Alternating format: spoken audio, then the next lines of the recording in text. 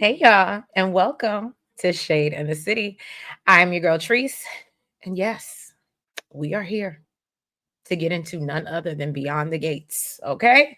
And I'm sure just as thirsty as y'all are for this recap, I am just as thirsty to read y'all comments, okay, after you watch this. So yeah, it was a really good episode. I have to give it a 10 out of 10. I would love to know your thoughts. Give me your theme song for this episode. And yeah, it was really good. It was really, really good. So again, I appreciate all of our new Shade Squad and our older Shade Squad. Thank you for continuing to help us grow and glow. And if you guys haven't already, make sure you hit the like button as you come in.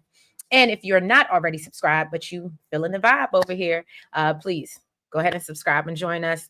Got a couple announcements, but I'll get into that once I run the intro. And y'all, it's a lot. I got 7 pages of notes because a lot of dialogue, a lot of reads. That's what made the episode chef's kiss. Okay.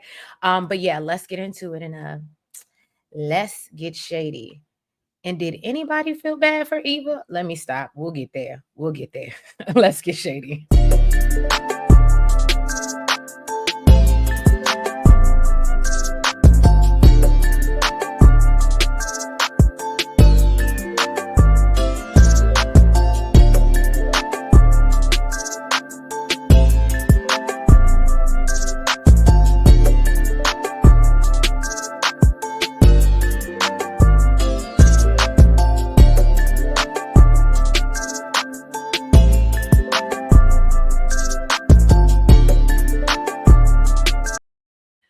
Rain on me. Oh, won't you take this pain from me? Oh, my bad, y'all. I came back. Hey. Well, obviously, you guessed my theme song for this episode, which is Rain on Me by Ashanti. I think it was so fitting. I felt like it was raining on everybody this whole episode, but I got some really good suggestions. Last recap, and some people was playing who said I'm not gonna cry. That was a real good one. I think somebody said I'm going down. It was y'all gave some really good song titles that I literally did not pop in my head. But again, this is what we're here to do, right? Collaborate, okay? So before we get started, announcements. Shout out to my HR unofficial HR director, Ms. Blatant Truth. I don't know if she's really in HR. I just made her the HR director. It's just one of those things. I put her in the position. Moved her on up. She's been with us for a while. Okay, but no. All jokes aside, shout out to Blatant Truth. She actually brought it to my attention that some of you guys aren't seeing the link, or it may be a little hard to find. As far as joining the membership, as I told y'all on the last recap, I am planning to go live, do a members only live on Thursday nights. You guys are more than welcome to. Again, it's only $2.99. But yeah, I'm gonna put the link in the description box. So if any of you guys are interested in joining us this Thursday night to recap today and Thursday and our predictions for Friday, of course. And yeah, so thank you for bringing that to my attention, Blatant Truth. And yeah, let's get into it, y'all. So we know that Leslie has shown up at the Dupree home. Martin basically is like, somebody need to get her ass out of here. And he's real fired up. I was actually a little worried, and it actually makes me wonder. I know some people speculated that maybe Martin hit somebody with a car or something, and that's what his big secret is. But he clearly has an anger problem. And I think that he unalived somebody unintentionally while he was going through one of his fits. I'm again, starting off early, I'm throwing it out there, but we just keep seeing this reoccurring anger issue, which is starting to make me think that's what got him in trouble in the first place. But y'all let me know what y'all think. So Leslie's like, oh, so you're here so you can spin the story and look like the long suffering victims. And she's speculating that they'll run and tell their neighbors that she wrecked Ted's happy home. And Martin is like, can we please? I'm ready to call the police because why is she here? And so finally, Leslie said, "Oh, I'm not falling for that trap. little brownie man. I said, oh, no, she didn't. Oh, no, she didn't. Not little brownie man. And you could tell this really got under Martin's skin. And she mentions that, that's what I used to call you when, your daddy used to come bring you along to come see me. And I said, you are just nasty work, Leslie. Nasty. I love it, but it's nasty work. Okay. So Vernon is hopeful that Leslie will, basically get tired of hearing her own nonsense. And then Leslie assures him, no, I won't. I won't. Don't get excited. Okay. And then she tells all of them that she has a lot that she wants to share with them. And so then she proceeds to call Vernon Daddy Moneybags and said that she knows he won't be calling the cops because he's worried about what the neighbors might say. I love when Anita was like, I really wanted her to call her little girl and son her a little bit. But Anita makes it clear that they don't give a damn about their neighbors. And tells her, you should be worried about what I need to say to you. And that's right. Anita Dupree coming in my house starting ish. Now, first of all, I'm gonna be honest.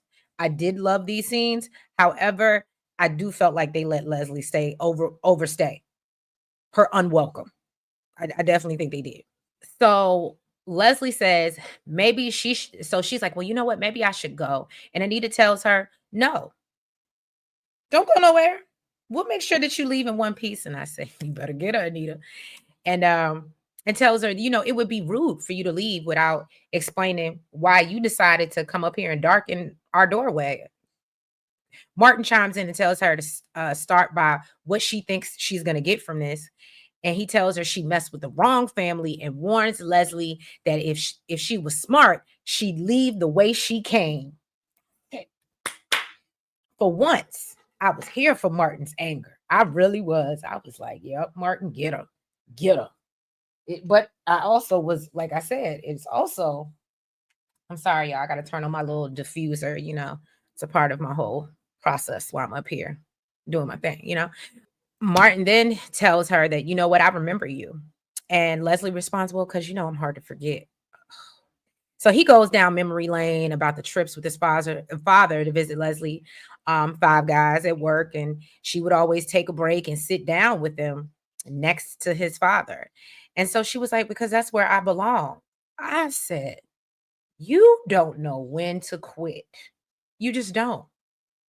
Martin then calls her a vile human being with a gaping hole in her heart. Leslie asked him if that's any way to talk to his Aunt Leslie. I said, woman, woman, woman. And Martin tells her she's nothing but a viper. So then Leslie calls him little brownie man again. And Vernon yells across the room, choose silence. Choose silence. I don't know about y'all, but I absolutely love that part. I was like, yes, Vernon, because I think he absolutely knew that Martin was about to go over the edge. So Martin finally excuses himself and tells him that, you know what, I need to go. I'm needed at home. Anita lets Leslie know that, all eyes are on you like you want it. So Leslie says she's used to being the center of attention, especially for Ted. Naomi, Chelsea, and Danny are all sitting back looking disgusted, just disgusted. And that was another thing that I really, first of all, everyone's acting was superb this episode. And not to mention, even when there wasn't many speaking pieces, like prime example with the girls, Danny, Chelsea, and Naomi, the facial expressions, the mannerisms, the everything, while Anita and Leslie were having their exchange, I thought was just magnifique. Okay. It was magnificent. Okay. Um, so Naomi then tells her that she doesn't have a leg to stand on and is in a place where she shouldn't be. Danny asks what possessed her to drive herself into their community to spew her poison, and then adds what corner of hell vomited her to the surface. I said, okay, Danny. Anita tells her, mind her manners, and says, she suspects Leslie is now going to, justify her presence there. And Vernon jokes, maybe she's there for forgiveness. And so Leslie said, that's too much to ask. But what she is hoping for is understanding. Okay, that's what she's hopeful for. Now, back at home, Ted is trying to get Nicole to talk, and she looks at him and says she don't know who he is. Nicole lets Ted know that he is not the man that she married, and that's the man that she wants back. Nicole says that when she met him in Maui, and that man swore that he loved, he was going to love her. He was going to protect her heart. And she tells him that's what she needs right now because she doesn't know who the man standing before her is. I was here for Nicole. She gave Ted the business. Okay, would I like to see her go a little more waiting to exhale? But she did enough. She did enough for CBS. Okay. Um, So Ted tell her, no, it is him. And he's the man that she made a life with decades ago. That was another thing that bothered me. And I would love to know your thoughts, guys. I felt like Ted wasn't emotional enough. I felt like Ted needed to be down on bended knee, baby, baby, please. And he just was not giving that.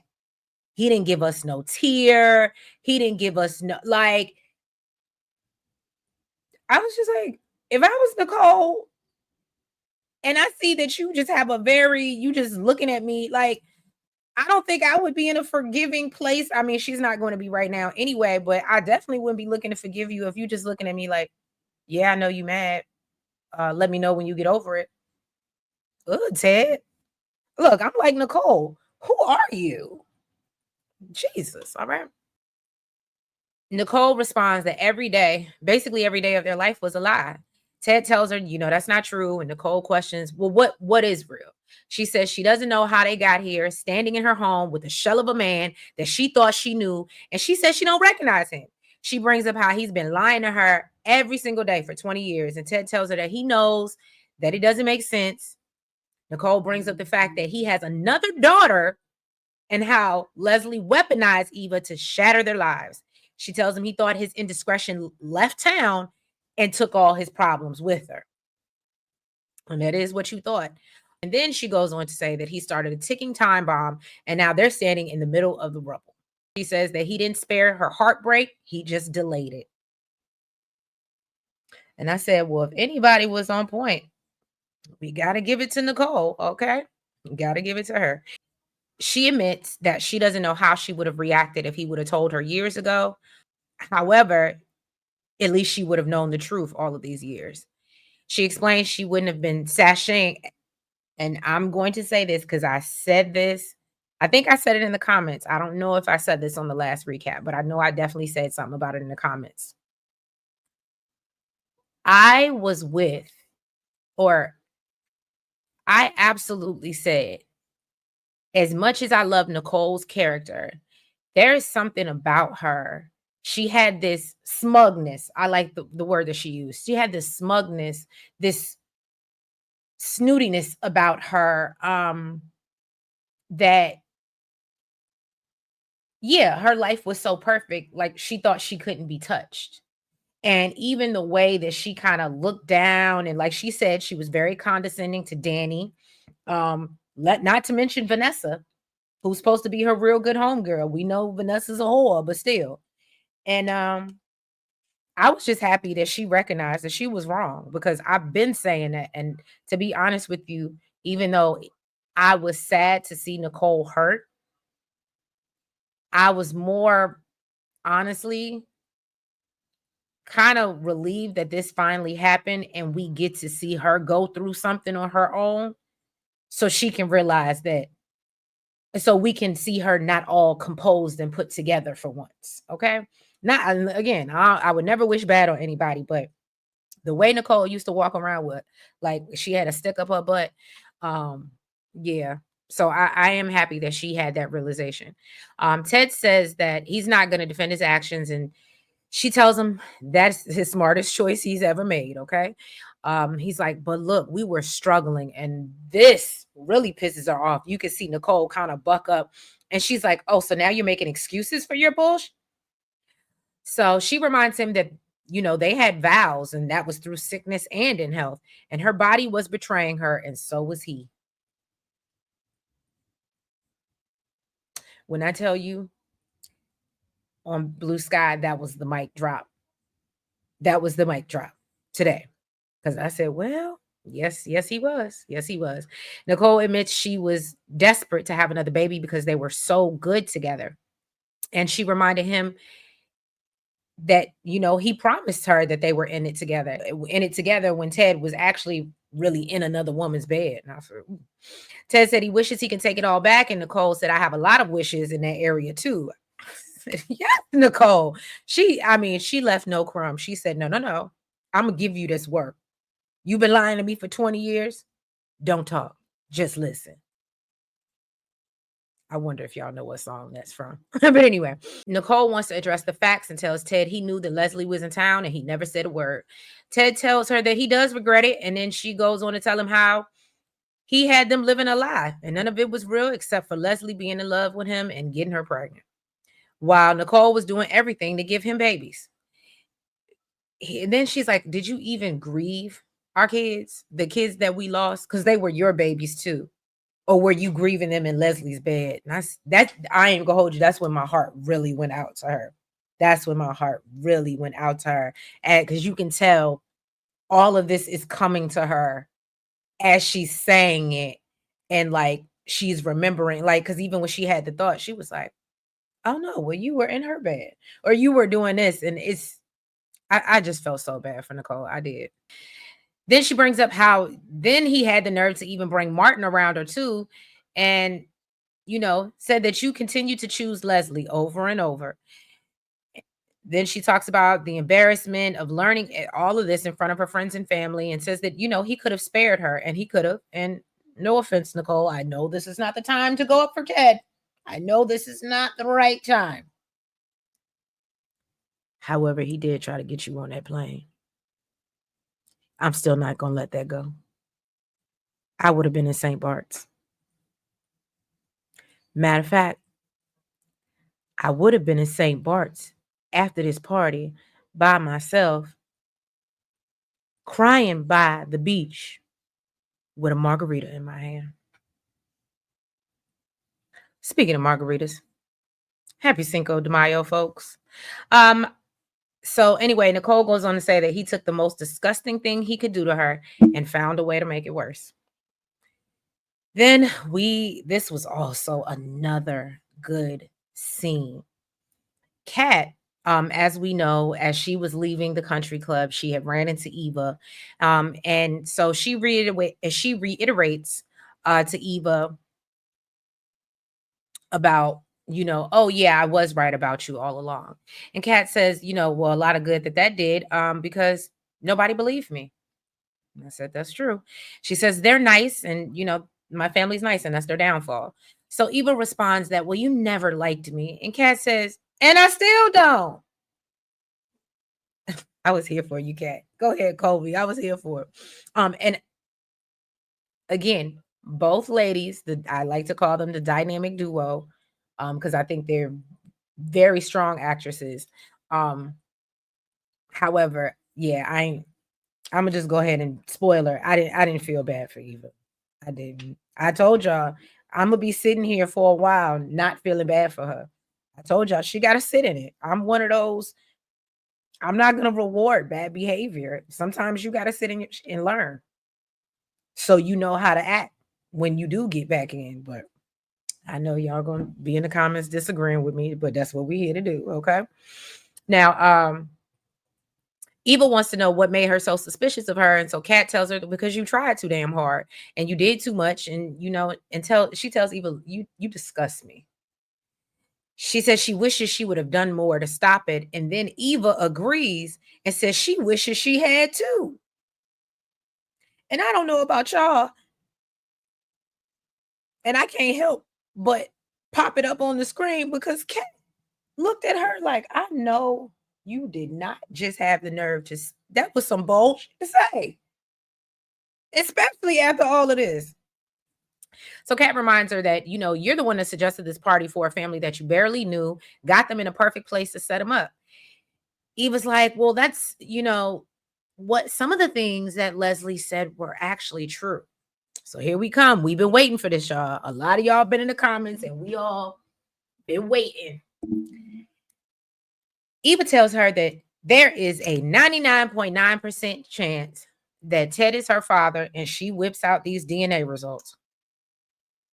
She admits that she took the sample while she was, lurking around a house, which disgusts Kat even more.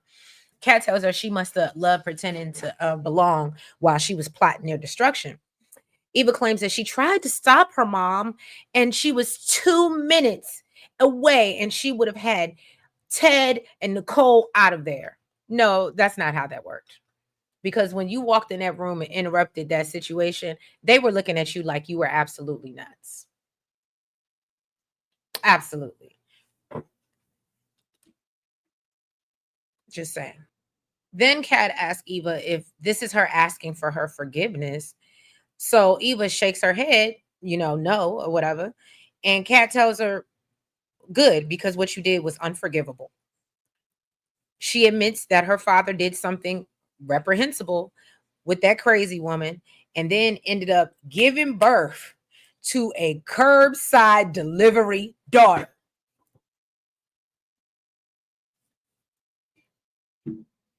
When I tell you, I don't know who the writers are for this show, but can y'all please go write some reads from them girls over there at the Real Housewives of Atlanta and basketball and all these other shows? I don't watch Basketball Wives. I ain't even gonna hold you, but just still, just ugh, it cut deep. I said, you better, Cat. And I always tell y'all, if it's one thing about these Duprees, they know how to read, okay? She said that her parents' event was unforgettable for all the wrong reasons and tells Eva, you don't get a gold star for trying to derail your master plan at the last minute. And I was literally, as I was watching it, I was saying the same thing. I was like rooting Cat on. Like, yeah, you don't, nobody's giving you a sticker because, oh, I tried to save the day at the last minute. Girl, bye. I already told you what you should have did. Okay. Now, Eva tells Kat she tried to stop her mama because she loves her parents. She actually loves Ted and Nicole. Kat tells her she can't possibly know what it means to love or have a family because she would move heaven and earth to make all this go away for her family. And I said, good point. Then she goes on to say that, family looks out for each other, but your choices prove who you are and what you are. She calls her a toxic parasite worthy of nothing but their disgust and apathy, her and her mother. And so then Eva, but wait, Kat, there's more. Can y'all see the irritation in my face and the lack of sympathy that I have for her? Okay. I know y'all probably think I'm a cold-hearted bee right now, but like I said, sometimes we gotta sit and argue. So now, back over at the Dupree house, Leslie apologizes for her show of anger, but says, you're not aware of what I faced. She turns to Vernon and tells him that, you've made it your life's work to fight for the underdog. And says, and Anita, you took the mantle and you kept it moving forward. So Danny leans over, whispers to Chelsea and said, well, Dad, we didn't even get an honorable mention. And I said, that is so, like I said, everybody played their part and they played it beautifully. So Leslie said that she deserves to be on the wall with some king and Angelou because she too has suffered.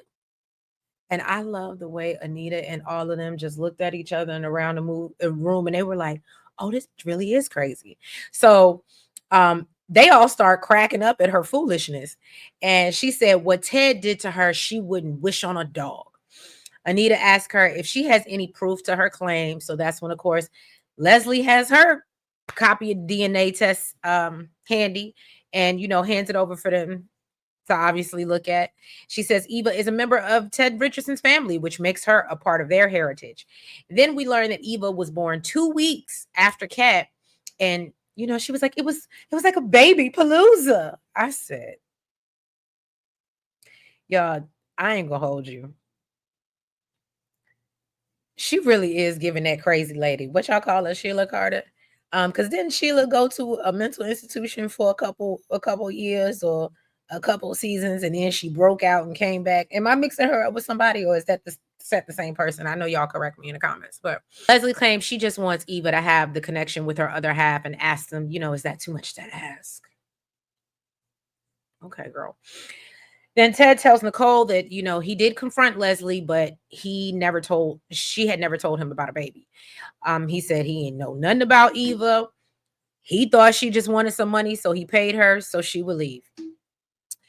He feels like Leslie played her. He tells Nicole that Leslie played her just like she played him. And Nicole doesn't agree with that and is like, no, we're not going to make this about her because you're the problem. I said, hold him to task. Hold him to task, sis. Don't let him. Don't make the other woman the issue, even though she is the issue, but don't make her the issue. She reminds him that he's the one that fell in love with another woman, which Ted denies. Okay, so then Nicole cuts him off and says, look, don't say it meant nothing when this is currently destroying our lives right now. And I couldn't agree with her more. She brings up how brings up Martin and how, he brought him around the woman he was screwing. Ted is like, look, I was wrong. Nicole also brings up, then you had the nerve to go to Bill to fix your problems.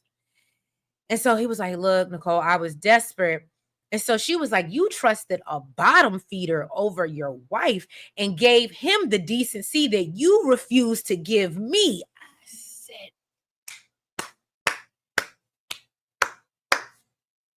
Nicole, you better read him down. Ted tells her, look, I was scared. If I told you, I'd lose everything. Nicole said, you had everything and it just wasn't perfect enough for you.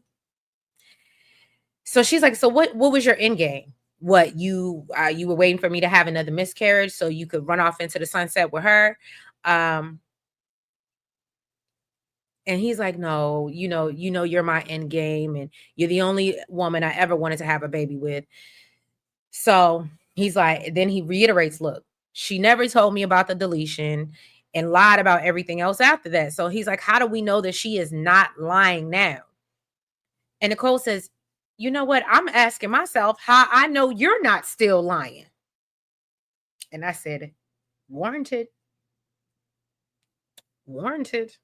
She accuses him of doing everything he could to save himself from telling the truth, which I know in the comments, y'all are going to agree because y'all been saying that. Y'all wanted him to get busted.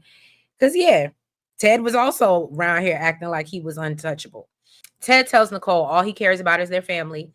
And she said, well, did you think about that when you made a child with her? And questions, did he even use protection? And obviously we know. So then she really starts going through it and like kind of mocking herself because she thinks about all the times that she went for her annual, visits or whatever. And she told him, oh, I don't need no STD testing. Why would I need that? Me and my husband are, Mr. and Mrs. Monogamy. And, Ted is just like, oh, but we're all that matters. And she ain't trying to hit it. So Martin finally makes it back home and Leslie's voice is just playing in his head, right? So now, not only do we have night terrors, Leslie has become a terror, another terror for Martin, okay? He gets up and he starts taking his frustration and his hurt out on his books that his daddy, I guess, bought for him, okay? Smitty comes in to stop him and Martin tells Smitty about how Leslie showed up at his grandparents' house. He admits he's very hurt right now. And Smitty is trying to talk Martin off the ledge and lets him know, look, we'll get through it together because they do everything together. And that's what, and he said, look, I'm upset too, but we're going to get through this. We're going to get it together and let's clean up this mess before these kids come back. And that pretty much was that, Smitty and Martin for this episode. So you ain't going to get no more of them. I'm just letting you know. That was it. I didn't want to go too deep. Okay. Because I know a lot of y'all get tired of Martin. Anyway, Eva goes into her victim speech. We're back with Kat and Eva. She goes into her victim speech about, well, you grew up with two parents who loved you. And, I grew up thinking my father hated me enough to turn his back on me. I know that's not her voice, y'all, but like, I feel like that's how it sounds as she's saying it. Like she's whining and looking for some sliver of sympathy and empathy. when she was a part of the mess. I'm sorry. Yes, Leslie was a major part. Five Guys was a huge part. But we can't forget Eva's, okay? Now, Eva then tells her, look, I just found out a few minutes ago that Ted didn't even know I existed. Kat tells her, yeah, well, neither one of us had the father we thought we did. Yay. I said, your sarcastic ass.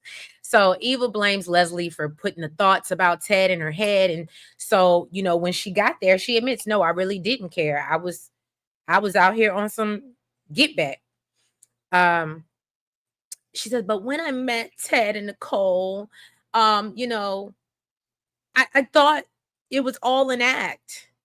But I realized that he wasn't a deadbeat, and he's funny and he's lovable and he's a great father and a great husband. And I love when Kat says, yeah, you're using the correct tense, was. And she said that, and she said, well, basically your little appearance ruined his Man of the Year act. So Eva says, you know, look, we had two different fathers that just happened to be the same man. And Kat says, well, now things have switched. So Eva thinks he's wonderful while she just watched her dad destroy her mother's heart in front of everybody. She calls it a reverse fairy tale where the Prince Charming is really an ogre. Eva claims, my life was a nightmare where the beast was a prince in disguise. Girl. She tells Kat, I know you're mad, but the love you grew up in is real. And you don't know how lucky you are. Eva's like, don't let what happened tonight ruin what you and Ted have. If I was Kat, I'd be like, if you don't stop talking to me respectfully. Kat tells her, you're conflicted because you met Ted and he's the dad any abandoned child would want. And I love when Eva was like, I wasn't abandoned. Kat said, She said, I am trying really hard, but this is as polite as I'm going to be. She tells her, look, I got a glimpse of the real Eva Thomas when I caught you snooping on the camera going through my mother's files. She said, I also noticed the look on your face when my parents took your side. And she says, it was nothing but evil. And then you almost dared me to try it again. And if y'all go back to that recap of that episode, I absolutely said, yeah, nah. Eva thinks she doing something because she got Ted and Nicole on her side. Then she tells Eva that she is very much her mother's child, which kind of upsets Eva. And you can tell she's like, don't say that. And so Kat points out, see your reaction? And she said, that's exactly who you are. You're a sinister creation by a woman blinded by rage, programmed to lash out and hurt people before they hurt you. So Eva denies this and she's like, I love Ted and Nicole.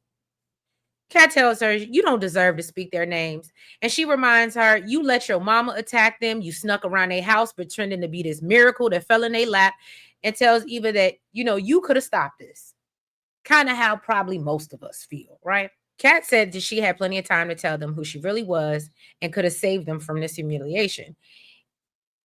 And basically tells her, you know what? We're done here and you're dead to me. And of course, then we see Eva.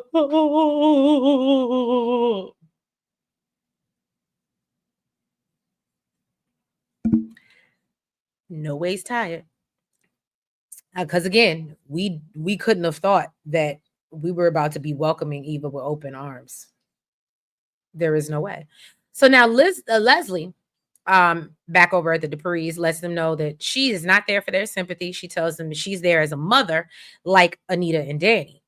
Danny tells her, no, sweetie, there is no comparison. Leslie asks them if they think she doesn't love Eva just as much as Danny loves her kids. She claims that Eva matters to her and it's her prize. And, she's out there somewhere needing her mama. And I said, so why are you here? Did anybody else ask that question out loud? Because I definitely did. Leslie tells him as soon as she finds her, she plans to wrap her arms around her. And Naomi chimes in at like a boa constrictor, which I thought was cute. Again, everybody had a job and knew the assignment. She then comes at Danny and calls her Danny Oakley and lets her know that she saw her Facebook page, but then she's like, all right, let me calm down. Okay. She said, I don't want you to hold what I did against Eva because she's blameless. And she reminds him that, she is half Ted's. Chelsea says, like that's gonna win her any awards. Good job, Chelsea. You came in right timing. So then Leslie tells him that, y'all can make y'all jokes, but whether they like it or not, Eva is a part of their family. She says they have things that she could never give Eva. And she tries to guilt them into accepting Eva. Um, and they're just like, no. So she's like, well, you know what? Fine. I'm just going to go. And Anita said, I have home court advantage. And since you decided to sneak into the community and were bold enough to ring my doorbell, you should be bold enough to answer a question or two. I said, Anita. So then Anita gives her a round of applause for her dramatics and even compares it to Shakespeare. Leslie claims, you know what? I was actually speaking from the heart. Girl, you don't have one. So Chelsea jokes at the fact that Leslie thinks she has a heart, right? Then Anita brings up how she swore she cares about Eva and mocks her. Forgive what I've done and spare my child. Go ahead, Anita. She tells her she's the one that put Eva through hell to serve her own agenda. When Leslie tries to speak, Anita said, I've had enough of what you've had to say. And she said, be still.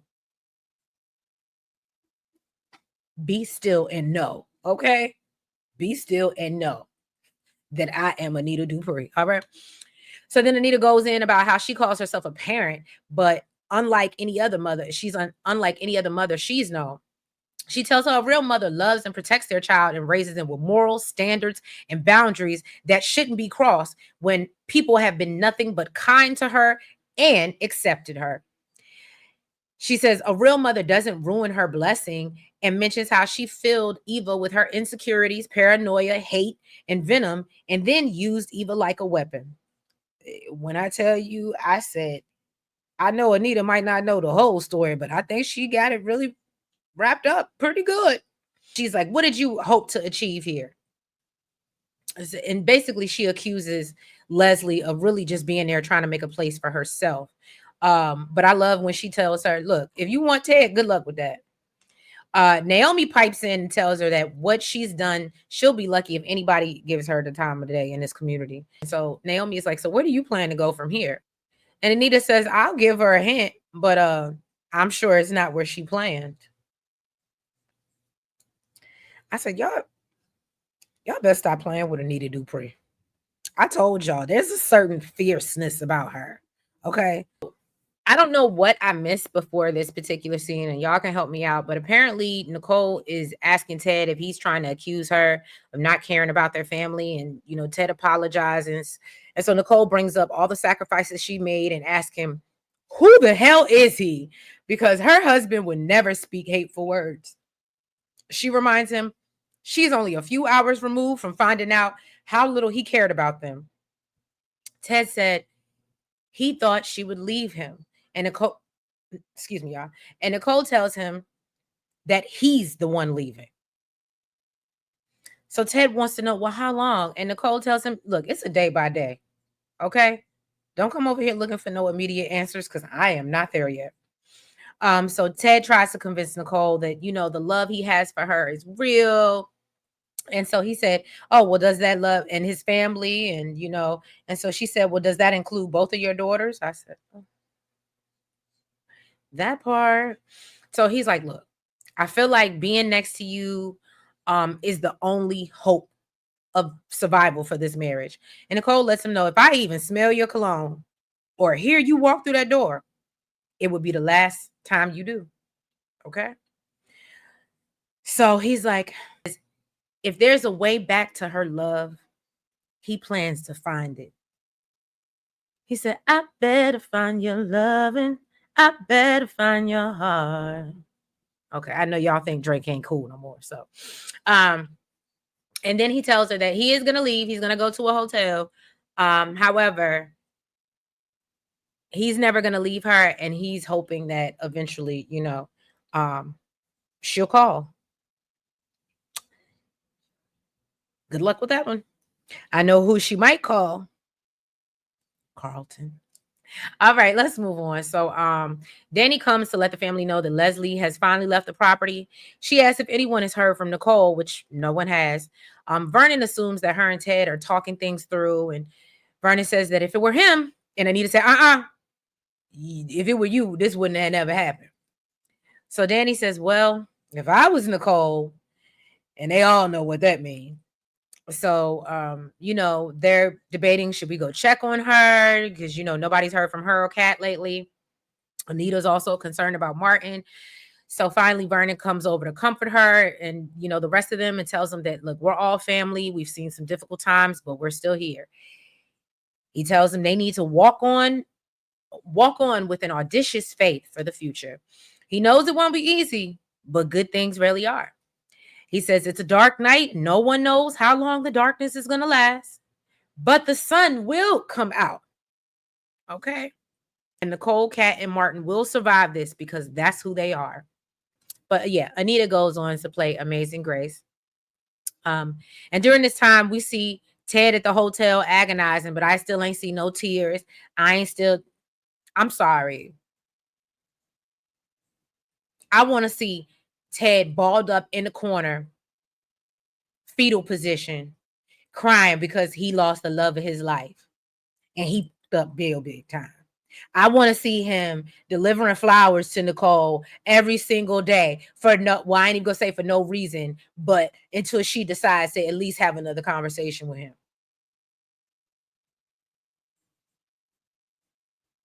He won't sad enough for me, y'all.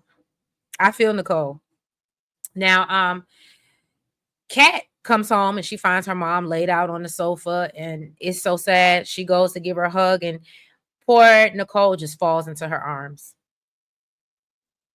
Now, this is the part I'm never gonna hold you. I literally almost got a little emotional. Because I feel like Kat could have been petty. But she just knew her mother needed her. She didn't, she just held her mom and let her cry. She wasn't going, bring up nothing. No, I told you so's. I mean, maybe we'll get that later because no shade, but I was on Blue Sky today. And even though we, the people feel bad for Nicole, we are all still sitting around wondering when Kat is going to get her apology. Don't worry, we'll wait. Okay.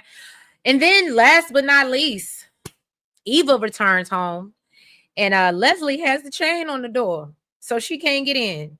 And so, we see Eva call out to her mom. And Leslie is just sitting there sipping on her wine, getting pleasure out of her pain. Ooh, the Pinot. That little bite. But yeah, that was episode 47 of Beyond the Gates. I apologize if this was a little lengthy. Like I said, guys, I wanted to make sure I got all the good reads and all the good parts for you. But yeah, I appreciate you being here. If you haven't already, make sure you hit that like button. Make sure you comment. Make sure that you guys are subscribed. And make sure you hit the notification bell so you know when we're going live, when I'm dropping new recaps and episodes and all the good stuff. Like I said, also a reminder about the membership. We're going to start our weekly members only live. When we get up here, I let y'all come up here. I'm going to drop the link and y'all can come up here and give me your 2 cents. And we can go back and forth about theories and stuff. So I'm really excited to do that, guys. So don't forget about that. Link will be in the description box. And yeah. So everybody, I hope you had a great Monday. Enjoy the rest of your week, and I will catch you on Thursday. So enjoy, y'all. Have a good one. Bye-bye.